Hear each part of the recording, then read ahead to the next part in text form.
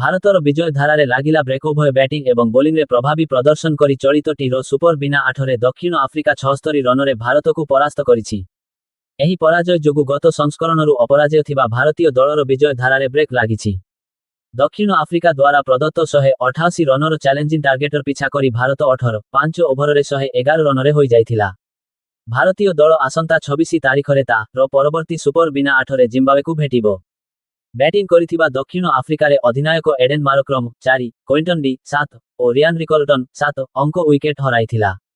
ଏହାପରେ Dole Brevis ଓ miller ଚତୁର୍ଥ ୱିକେଟ୍ରେ 50 ବଲରେ 97 ରନ କରିଥିଲେ। ଅର୍ଦ୍ଧଶତକ ଅଭିମୁଖେ ଅଗ୍ରସର ହେଉଥିବା ବ୍ରେଭିସ୍ 29 ବଲରେ 3 ଲେଖାଏଁ ଚୌକା ଓ ଛକା ସହ 45 ରନ କରି ହୋଇଥିଲେ। ଏହିଠାରୁ ଟ୍ରିଷ୍ଟାନ୍ ଷ୍ଟବ୍ସଙ୍କ ସହ ମିଶି ମିଲର ଦଳୀୟ ସ୍କୋରକୁ 150 ପାର ପହଞ୍ଚାଇଥିଲେ।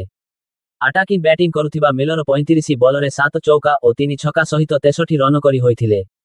ଶେଷ ଆଡ଼କୁ ଷ୍ଟବ୍ସ 24 ବଲରେ ଅପରାଜିତ 84, 1 ଚୌକା ଓ 3 ଛକା ରନ କରିଥିଲେ। ଫଳରେ ଦକ୍ଷିଣ ଆଫ୍ରିକା 20 ଓଭରରେ 7 ୱିକେଟ୍ ହରାଇ 187 ରନ କରିଥିଲା। ଜବାବରେ ଭାରତ ଆରମ୍ଭରୁ ବିପର୍ଯ୍ୟୟର ସମ୍ମୁଖୀନ ହୋଇ 5 ଓଭରରେ 111 ରନରେ ହୋଇଯାଇଥିଲା। ଦଳ ପକ୍ଷରୁ ଶିବମ୍ ଦୁବେ 42 ରନ୍, 1 ଚୌକା ଓ 3 ଛକା ଅଙ୍କୁ ଛାଡ଼ିଦେଲେ ଅନ୍ୟ କୌଣସି ବ୍ୟାଟର ଭଲ ସ୍କୋର କରିପାରି ନଥିଲେ। ଏହି ଖବରଟି ଆପଣଙ୍କୁ କେମିତି ଲାଗିଲା ଆମକୁ କମେଣ୍ଟ କରି ଜଣାନ୍ତୁ। ଭିଡିଓଟିକୁ ଲାଇକ୍ କରନ୍ତୁ ଏବଂ ଆପଣଙ୍କ ସାଙ୍ଗମାନଙ୍କ ସହିତ ସେୟାର କରନ୍ତୁ। ଆମ ଚ୍ୟାନେଲ ବି ନ୍ୟୁଜକୁ ସବସ୍କ୍ରାଇବ୍ କରନ୍ତୁ ଏବଂ ବେଲ୍ ଆଇକନ୍ ଦବାଇ ଦିଅନ୍ତୁ ନୂତନ ଓ ତାଜା ଖବର ସବୁଠାରୁ ପ୍ରଥମେ ପାଇବା ପାଇଁ। ଧନ୍ୟବାଦ। ଏହିପରି ଦିନକର ତାଜା ଓ ବ୍ରେକିଂ ଖବର ପାଇଁ ଆମ ବି ଆପ୍ ଚ୍ୟାନେଲ ଫଲୋ କରନ୍ତୁ। ପୋଷ୍ଟଟିକୁ ସେୟାର କରି ଆପଣଙ୍କ ସାଙ୍ଗମାନଙ୍କୁ ମଧ୍ୟ ଜଏନ୍ କରାନ୍ତୁ। ଧନ୍ୟବାଦ। ଭାରତର ବିଜୟ